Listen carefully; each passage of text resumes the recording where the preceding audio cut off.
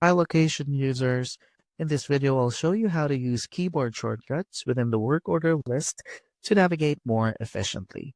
We're focusing on these navigation keys. You can use the J key to move down and K to move back up.